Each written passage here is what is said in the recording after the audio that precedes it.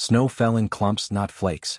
Heavy, wet, and relentless, coating Young Street with a gray slush that swallowed car tires and slowed pedestrians into weary trudges. The December cold bit sharp against exposed skin, punishing those who lingered outside. Nadine Fournier pulled her scarf higher and ducked her chin. She was 34, though winter had a way of making her feel older. The cold was not just in the air, it seeped inward, found the hollow spaces inside her chest and pressed there. Toronto in December was supposed to buzz with festive energy, storefront lights, crowded sidewalks, shoppers with too many bags. But lately the city felt thinner, as though something had pulled the noise out of it, leaving only the hiss of buses and the occasional bark of a stray dog. She should have gone straight home. The bus was only a block away, and she wanted nothing more than to press her legs against her apartment's rattling heater, thaw her fingers with cheap tea, and watch forgettable television until she fell asleep. But her body slowed before her mind did. Her boots crunched into the slush as she stopped in front of the glowing window of All Creatures Pet Supply. It was the light that held her. Yellow gold, warmer than it had any right to be, spilling onto the snow like syrup. Shapes moved within, cages, aquariums, the bright flutter of wings. Against the bleak night, the shop looked alive. Her stomach tightened. She hadn't been inside a pet store in years, not since her mother died. Saturdays, her mother would sometimes take her to little shops like this, letting her stand in front of rabbit cages for as long as she wanted, though they both knew they couldn't afford one. It had been their ritual. That memory ached now like pressing on a bruise. Before she could think better of it, she pushed open the glass door. A weak bell chimed overhead. Warmth wrapped her immediately, humid, dense, laced with the mingled scents of hay, cedar shavings, ammonia, and faintly of animal musk. For a second she thought she had stepped backward into childhood. Rows of cages lined the shop. Cats lounged, tails twitching lazily, their yellow eyes following her as she passed. Parakeets shrieked in clipped bursts from a tall wire aviary. Hamsters scrambled on plastic wheels. She drifted down the narrow aisle, boots squeaking faintly against the tile. She had forgotten how alive such places felt. Not vibrant, too much captivity for that, but saturated. The humming of heaters filled the silence between the small sounds of living things. A feather rustle, a paw against wire, the squeak of a wheel. Her breath slowed. For a moment she allowed herself to feel comfort. Then she saw it. In the far corner. She nearly missed it, tucked away beyond the cages of guinea pigs and rabbits. A larger enclosure, rectangular, pushed back as though meant to be ignored. Inside crouched something small enough to be harmless, dog-sized at most, but her body stiffened instantly before her mind caught up. It wasn't its size. It was the shape. Wrong in ways she couldn't articulate. The fur, if it could be called that, moved like smoke.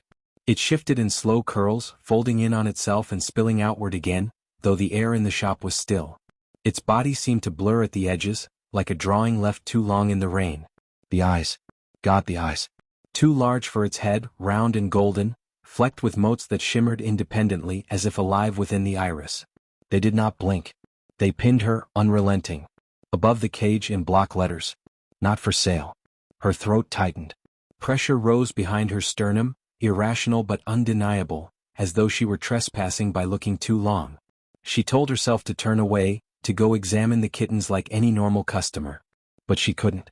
The creature didn't move. Yet she felt watched in a way no dog or cat had ever watched. A voice broke the tension, sharp and too close. Don't stare too long. Nadine startled, her body jerking as she turned.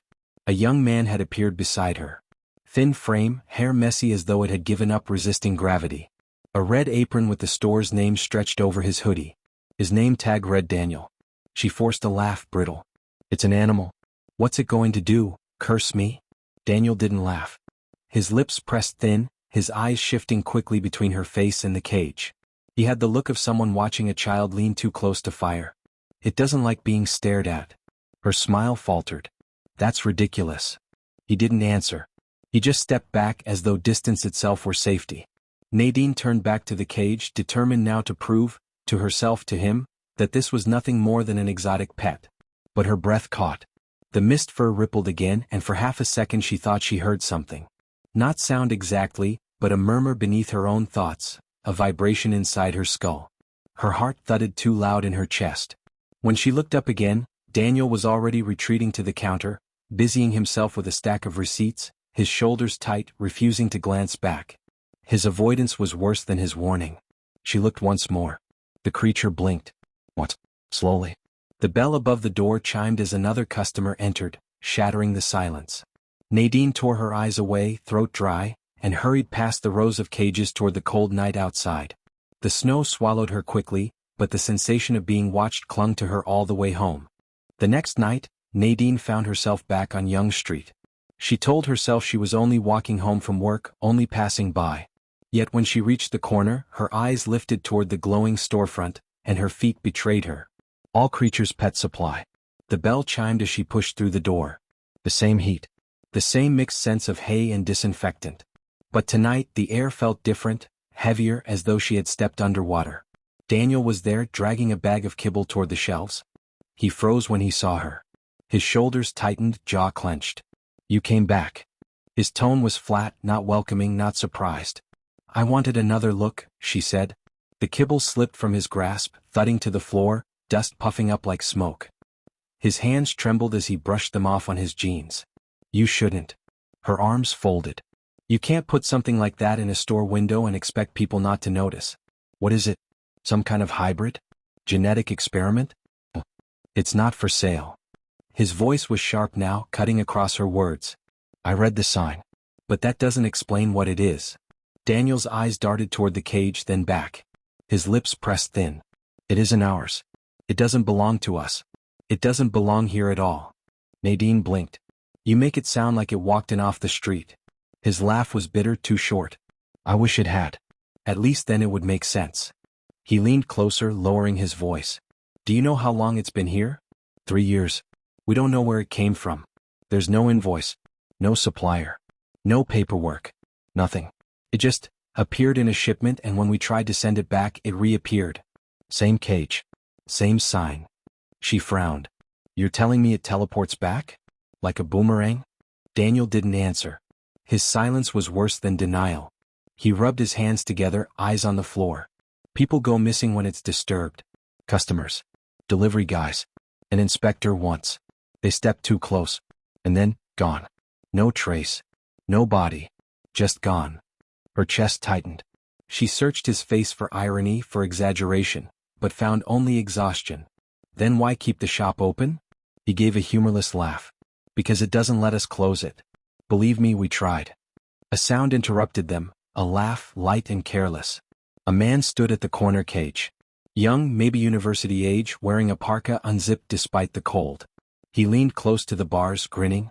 "Weird-looking mutt you got here. How much?" Daniel's face went white. "Step back. Now." The man ignored him. "What's it even supposed to be?" "Looks like." The creature moved. Not fast, barely at all. Just a shift, the mist fur rippling outward, curling toward the bars. The man chuckled, sticking a finger toward the cage. "Easy, buddy. Just saying hi. Don't touch it." Daniel's shout cracked through the shop. He bolted forward, but he was too late. The man's finger brushed the bars. The air buckled. Nadine felt it in her bones, a pressure change that made her ears pop. The lights flickered. For a heartbeat the shop was silent, every animal frozen. Then the man screamed. His body jerked backward, spine arched as though yanked by invisible hooks. His parka smoked at the seams. His eyes widened, not with fear but with something else, something Nadine couldn't name. The creature's eyes glowed brighter, the flecks inside swirling like a storm. The man's scream cut off. His body collapsed, limp, but when it hit the floor it was empty, hollow. The parka folded flat, like a costume without an actor inside. Silence. Nadine's stomach twisted. She stumbled back, hand over her mouth. Her mind refused to make sense of what she'd seen. Daniel dropped to his knees beside the empty parka, hands shaking but not daring to touch it. His voice came hoarse. "You see now." Nadine stared at the cage. The creature's eyes had dimmed again, calm, almost satisfied. The mist fur curled lazily. Her pulse thundered. Her legs wanted to run, but her body wouldn't move. What did it do to him?" she whispered. Daniel raised his head slowly. His face looked hollowed, drained. "It takes. That's what it does. It takes, and no one knows where they go. No one comes back." Nadine's throat burned. She pressed her hand harder against her mouth, willing her body not to be sick. The creature blinked, slow, deliberate. Its eyes met hers. And she swore she heard it again, something whispering under her thoughts. A murmur she couldn't understand. Not words. Not yet. The street should have been a relief. Cold air, the noise of cars, the chatter of passers-by. But Nadine couldn't shake the weight of what she'd seen. The parka still lay behind her eyes, flat on the pet shop floor. A man had stood inside it minutes before, whole and laughing. Now he was nothing. Nothing but fabric. Her stomach twisted, but the worst part wasn't the horror, it was the memory of the look that had passed across his face in that final instant. Not fear. Not pain. Something else. A kind of recognition. She walked home fast, clutching her coat tight. But that night she dreamt of the cage. She dreamt of mist against glass, glowing eyes that opened wider and wider until she fell into them. She came back the next evening. She told herself it was to confront Daniel, to demand answers, to force sense into madness. But she knew she was lying. When she pushed through the shop door, Daniel's face was lined deeper than before. He looked at her like someone staring at a slow-motion disaster. "I told you not to come back. You think I can just walk away after seeing that?" Her voice cracked sharper than she meant it to. "You think I can pretend it didn't happen?"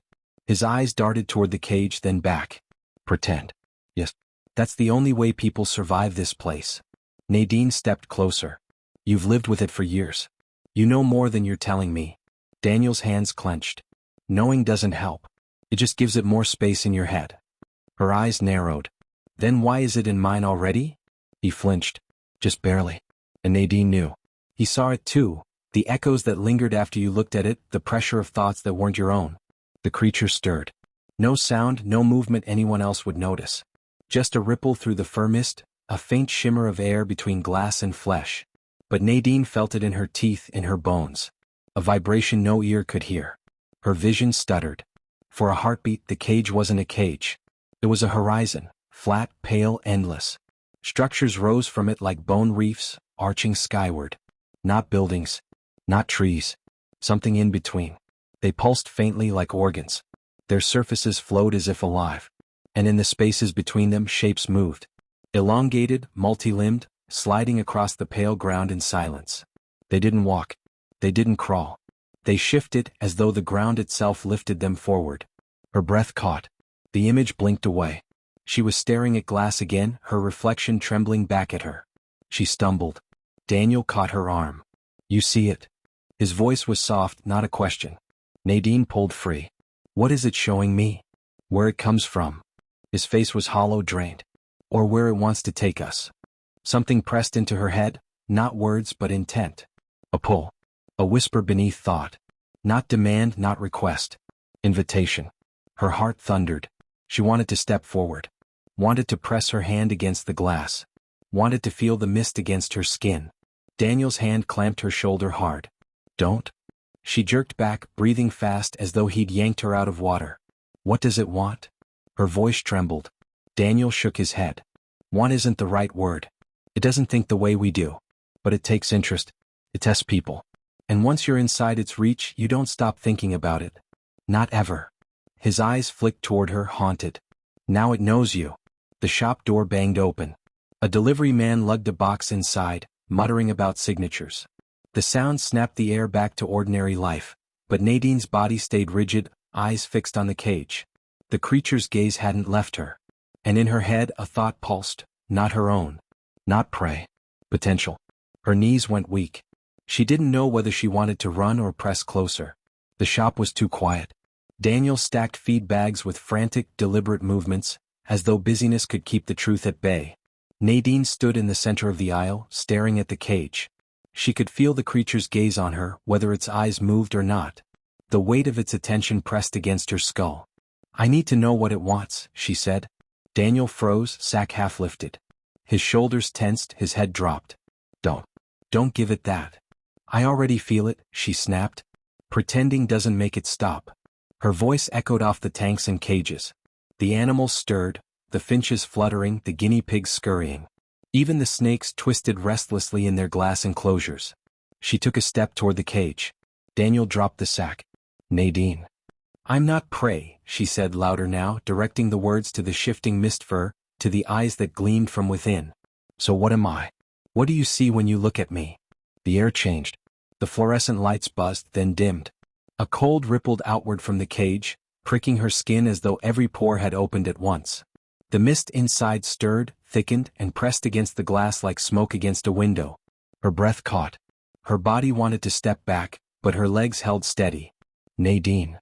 Daniel's voice cracked. Don't answer it. Don't invite it. Her lips parted. What if it's already here? The creature moved. Not in space but in perception. The shop blurred. The cages around her flickered, empty one moment, bursting with restless life the next.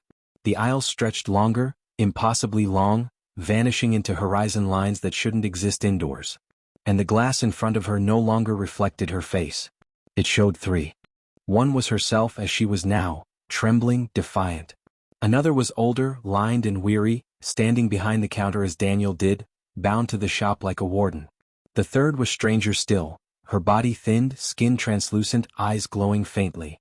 Mist leaked from her pores like breath on a frozen morning. Her heart pounded. The air between her ribs ached. Daniel grabbed her arm, shaking her. It's showing you futures. That's how it hooks you. But she couldn't look away. The third reflection, the inhuman one, tilted its head. Its lips parted. And though no sound left its mouth, Nadine heard the thought. This is closer to what you could be. Her knees buckled. She caught herself on the counter, gasping. The room swam, colors bleeding into one another. She pressed her palms against the surface to anchor herself. Stop. Daniel shouted at the cage. His voice was ragged, breaking. Leave her alone. Take me instead. The lights flickered. The mist pulsed. For a moment, Nadine thought she felt laughter in her bones, not sound but vibration, mocking and patient. Daniel stumbled back, clutching his chest as though the weight of attention crushed him. The reflection shifted again. The older version of Nadine dissolved. The glowing one leaned closer, eyes burning into her. Her own mouth moved. The words weren't hers but she spoke them anyway. You want me. The mist against the glass surged, curling toward her, pressing so hard the pane creaked. Nadine flinched but didn't back away. Her pulse thundered. Her throat burned with fear and something else. Curiosity. A pull she couldn't deny. What happens if I say yes? She whispered. The cage went silent, the mist settling as though the creature had paused. Waiting. Daniel staggered forward, gripping her shoulders hard enough to hurt. His eyes were wide, wet, desperate. You don't ever say yes. The shop snapped back into itself. The reflections vanished. Just glass, mist, and those patient, waiting eyes. The animals were quiet again, save for Daniel's ragged breathing. Nadine's whole body shook. But she couldn't shake the feeling that something inside her had already answered, wordlessly, silently, and that the creature knew. The shop was empty, the lights half-dimmed, the scent of sawdust and animal musk heavy in the air. Nadine sat on a stool by the counter. Her pulse still hadn't steadied from the confrontation. Daniel poured 2 mugs of stale coffee, his hands shaking just enough to spill drops onto the counter. He slid one toward her. Drink. You'll need it. Nadine wrapped her fingers around the chipped mug but she didn't sip. Her eyes stayed fixed on him. You owe me the truth. Daniel's laugh was a rasp. He lowered himself onto the stool across from her, shoulders hunched, face carved with years of sleepless nights. I used to think if I kept quiet it would leave me alone. That if I said nothing it wouldn't notice me. He rubbed his eyes. But that's not how it works. It notices everyone. He let the silence stretch until Nadine nearly demanded he continue. Then his gaze flicked toward the cage. It came 12 years ago. I was younger, stupid, thought I'd build a business. The shop was new. First shipment of exotic stock came in. Reptiles, birds, a couple of tarantulas. And one crate with no label. Just sitting there on the loading dock. No paperwork. No sender. I thought it was a mistake. His voice went flat. It wasn't. He leaned back, staring at the ceiling as though seeing it play out. I pried it open. Inside was a glass cage. Same one you see now. That mist, those eyes. I thought it was a joke at first. An animatronic maybe. Or a freak genetic project. I called the distributor. They said it wasn't theirs. I called animal control. They said they'd never seen anything like it. I called the cops. They told me to stop wasting their time. He swallowed hard. I tried to get rid of it. Hauled the cage to the alley and left it there. Next morning it was back, sitting right in the middle of the shop. Tried smashing it, sledgehammer, crowbar. Glass didn't crack. Tried fire. Fire went out. His hands trembled on the coffee mug. And then the accident started. Nadine's throat tightened. Accidents? First it was a supplier. He stepped too close. Gone. Clothes left behind, same as the man you saw. His jaw worked. I told myself it was a freak thing. Some toxin. Some unknown mechanism. But then it happened again. And again. He stared into the dark liquid in his mug as though it held the memory. The worst was my brother. Nadine blinked. Your brother? Daniel's mouth twisted. He came to help me. I thought maybe together we could haul the thing out, drive it into the lake, sink it. We barely touched the cage. He was smiling one moment. And then, his hand slammed the counter, coffee sloshing. Gone. Clothes on the floor. Shoes still tied. His breath came ragged. He rubbed his face hard with both hands, voice muffled. And I heard him. Not then. Later. In the quiet. I heard him. Not a memory. Not a dream. His voice from the cage. Calling my name. Nadine's skin prickled cold. You mean? I mean it keeps them. Daniel's eyes lifted, hollow and shining. Or pieces of them. It doesn't eat like we think. It absorbs. And sometimes when it wants to, it lets me hear them. My brother. The inspector. Even strangers, their voices bleeding through. Little fragments. Please. Promises. Sometimes, begging me to join them. The words hung in the dim light, heavy as stone.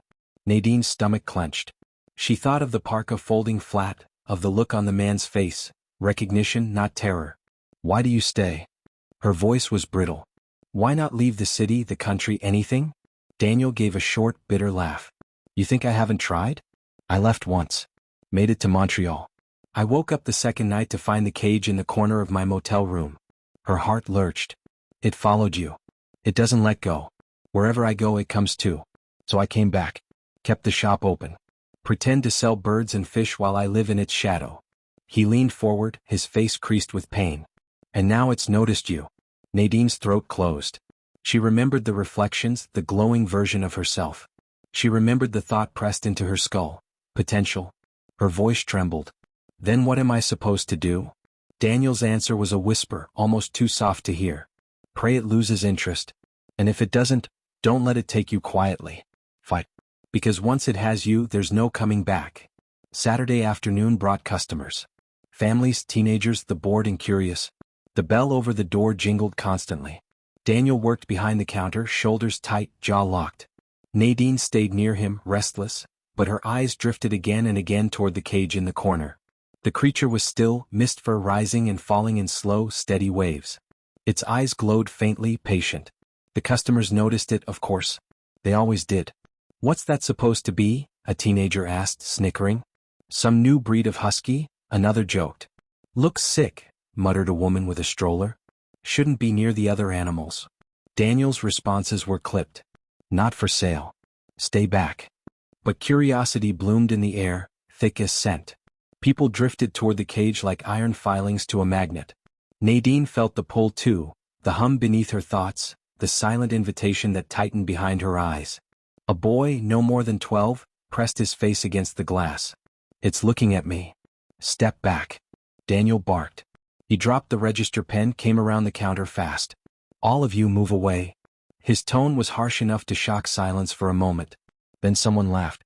You serious? It's just a dog. The boy didn't move. His hands flattened on the glass. Nadine's chest seized. The creature stirred, barely but enough. The mist rippled outward and the boy's reflection blurred. Hey. Nadine lunged, grabbing his shoulders. Back now? The boy jerked away, startled, stumbling into his mother's legs. But the damage was done. The mist pressed harder against the glass, swelling like breath on ice. The lights overhead dimmed, flickered. The air thickened.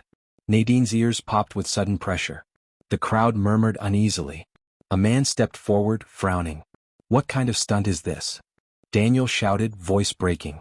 Everyone out. Now. Too late. The cage shuddered. A crack of sound, not from glass but from inside the air itself. Nadine clutched the counter as the shop warped.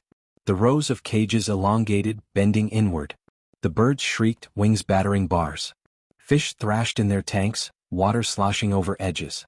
Hamsters scrabbled wildly in spinning wheels. And then the man who had stepped forward screamed. His body convulsed, lifted as though strings had yanked him upward. His shirt smoked at the seams. His hands clawed the air. Another woman shrieked, her body buckling, clothes collapsing around her like popped balloons. Empty. Gone. 2 disappearances, then 3. Clothes crumpled on the floor, shoes still tied. The rest of the customers stampeded, panic breaking like floodwater. They shoved through the door, leaving coats, bags, even the stroller abandoned in their rush. Silence followed. The shop was wrecked. Tanks tipped, water pooling, feathers floating. The stroller lay on its side, the baby inside screaming but untouched. Nadine's breath came in ragged gasps. Her chest burned, ears ringing. She stumbled to the stroller, checked the child, alive, unharmed, tiny fists pounding the air. Daniel collapsed to his knees, clutching his head. His voice cracked into a sob. It's getting bolder. It doesn't even wait anymore. Nadine turned slowly toward the cage. The creature was calm again, mist curling lazily, eyes glowing brighter than ever. And she swore it was looking at her. Not at the child. Not at Daniel. At her. The thought came again, pressed into her skull like a brand. Not prey. Potential. 2 squad cars and an animal control van crowded the parking lot by mid-morning. Blue and red lights flashed across the pet store windows, washing the rows of cages in pulsing color. Daniel hadn't opened the shop that day. He sat on a stool behind the counter, pale, hollow-eyed, as officers pounded on the door. Nadine stood beside him, heart hammering. She had come back despite everything, despite the smell of feathers still clinging to her clothes, despite the memory of clothes crumpling with no bodies inside them. Daniel. She gripped his shoulder. You have to let them in. You can't keep it hidden anymore. His head shook violently. They'll only make it worse. The pounding came again, harder. Mr. Poirier. Open the door. Daniel pressed his hands to his temples. Nadine, trembling, turned the lock. The officers flooded in, 2 uniformed, 1 plainclothes detective. Behind them, 2 animal control agents wheeled in a reinforced transport crate, the kind used for wolves or large cats. The detectives scanned the chaos: broken tanks, empty cages, discarded coats and shoes left from the day before. We've had multiple missing person reports linked to this address, he said, voice clipped. You're shutting down until we get answers. Daniel's lips worked soundlessly. Nadine spoke instead. It's not a dog. You can't move it. You'll only... Miss, step aside, one officer snapped. They moved toward the cage. The creature rose. Not fully, not yet. Just a slow lifting of its head, mist sliding off its body like water. Its eyes flared. The officers stiffened. One muttered, Jesus Christ. Tranquilizers, the animal control agent ordered. They leveled rifles with thick syringes. The detective leaned in, squinting. What the hell is? The world bent. Nadine gasped as the air rippled, splitting. The cage was no longer one image but 3, layered and flickering. In one, the creature crouched low. In another, it pressed against the bars, body massive, filling the space. In a third, it wasn't in the cage at all, it was behind the men, mist curling around their ankles. The officers staggered, swore, tried to adjust their aim. Their rifles pointed in different directions though their bodies moved in unison. Do you see it? One shouted. I've got it in sight. They fired. The syringes hit glass, wall, floor. One clattered uselessly onto Nadine's shoe. And in the flickering, the creature chose. A soundless implosion, like air sucked through a pinhole. The first officer convulsed, dropping his weapon. His body folded inward, bones cracking with wet, delicate snaps, as though he were collapsing into himself. His partner screamed, fired blindly, striking nothing. The detective staggered back, slamming into a display rack. Fall back. Out, out. But the animal control agents were already screaming. One dropped to his knees, clawing his helmet, eyes wide and empty as if staring at something no one else could see. The other swung his rifle wildly, glass shattering, aquariums exploding in sprays of water and flopping fish. The creature didn't move. It only watched, patient, while their minds and bodies unraveled against its false reflections. Nadine couldn't move.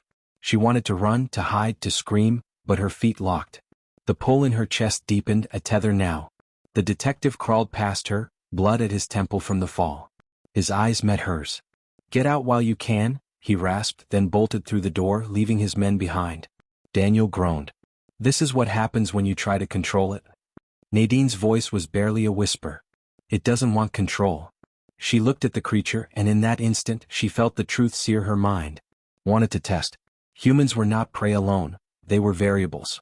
Word spread before dawn. By morning, no one in the town of Whitebridge needed a newspaper. Everyone knew, something had come out of the pet store. They argued about what, exactly. Some said a rabid wolf that had torn men apart. Others swore Daniel had imported something exotic and illegal. A mutated cat, maybe radioactive, escaped from a lab. A few whispered worse. It hadn't been an animal at all but a person, and the police had tried to cover it up. By noon the town center was buzzing with fear. At the diner, Nadine overheard fragments as she picked at her food, her fork trembling against the plate. They found the uniforms but not the bodies. No way the government isn't involved. My cousin saw the van windows smashed, blood on the pavement. Shut your mouth, don't say blood with children here. The waitress leaned in, voice sharp. You think I'll let my boy walk to school after this? Something's hunting people. Chairs scraped. Tables emptied. Mothers gathered children close. Nadine couldn't eat. Every voice scraped her nerves raw. The room was thick with heat and mistrust, like the whole town was breathing someone else's panic. By evening the church was full. The pastor's voice carried over the murmuring crowd. We have always been tested. By flood, by fire, by loss. This is no different. What comes from outside is meant to reveal who we truly are. But the congregation did not bow heads in comfort. They sat rigid, eyes darting, whispering to each other. A woman stood up. Then tell me why my brother is gone. Tell me why no one will say what took him. Shouts rose. Another voice cut through. It's the shopkeeper. He brought it here. He let it in.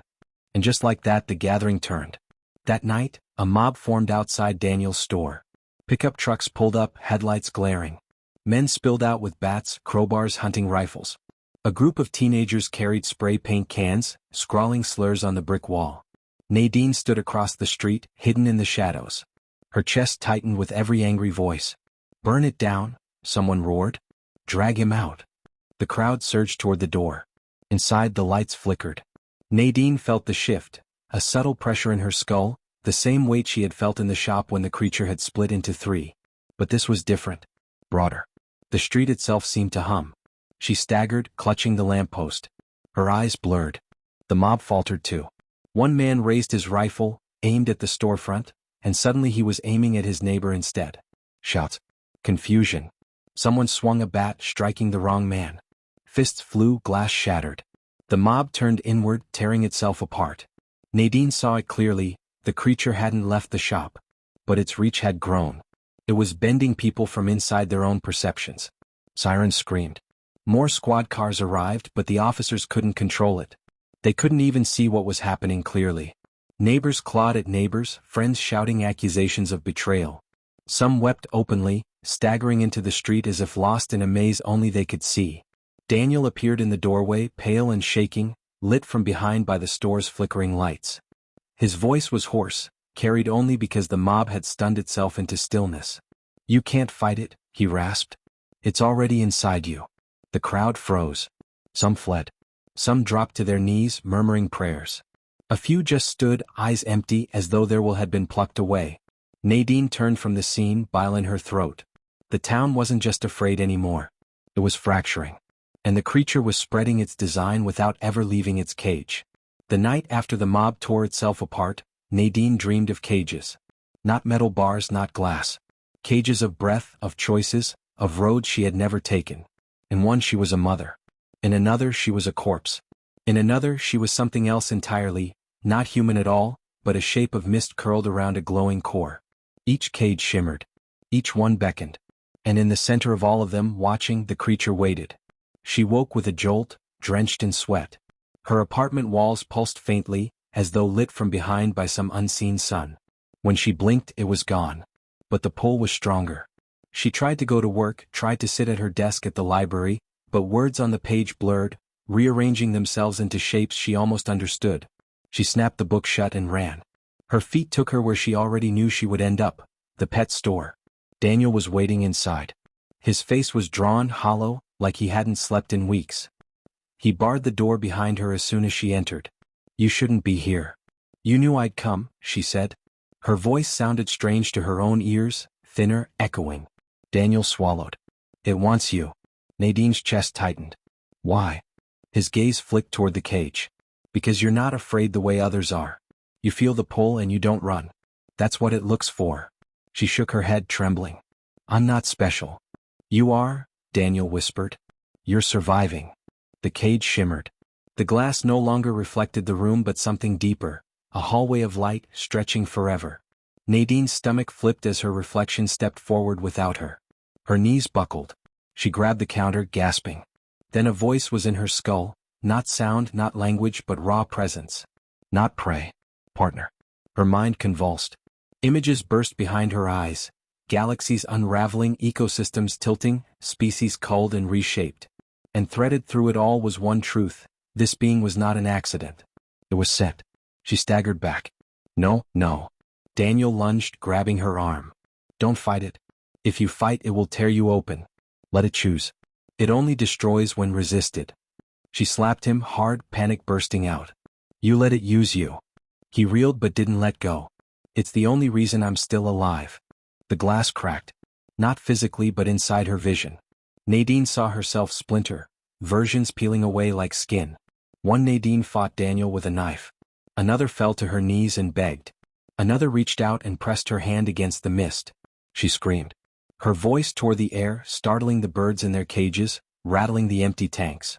Daniel covered his ears. The creature pulsed. Its mist seeped through the cracks of reality itself, curling around Nadine's ankles. Cold and hot at once. Alive. Not prey. Potential.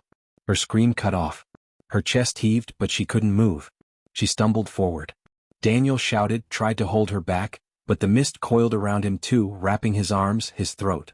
His body lifted an inch off the ground, frozen in midair. Nadine's hand rose against her will. She pressed her palm to the glass. The barrier dissolved. Her body collapsed against the mist. It enfolded her, not crushing but absorbing. The shop, the cages, Daniel's strangled cry, all fell away. She was inside. The world shifted. No longer a room, no longer Whitebridge. She was in a landscape without horizon, lit from below by rivers of white fire. Shapes moved in the distance, massive and formless, brushing past like whales in dark water. Each was both familiar and wrong, things that might have been lions or birds or even humans but bent into versions unfit for Earth. The creature's voice filled her. Not words but certainty. We make worlds. You are chosen to carry the seed. Nadine's knees gave way. She fell to nothing yet didn't land. Her mouth opened to protest but no sound came. Inside her chest something stirred. Nadine floated in the cage world, suspended above rivers of white fire. The vast shapes moved around her, brushing against her mind like tides. Each touch was a lesson, a memory not her own. She saw worlds remade, oceans stripped bare and seeded with new life, forests flattened and replaced with creatures that never faltered. We do not kill without purpose, the voice said. We cull. We shape. We sustain what will endure. Her throat burned. You steal. You erase. We correct. Nadine's vision shifted. She saw Whitebridge below not as it was but as it might become. Streets filled with silent people, their mistrust smoothed away, their choices stripped. No crime. No hunger. No variance. A town without jagged edges, but also without freedom. Then another vision, the town untouched by the creature. And in it she saw people clawing at one another, burning Daniel's shop, children going hungry as adults hoarded.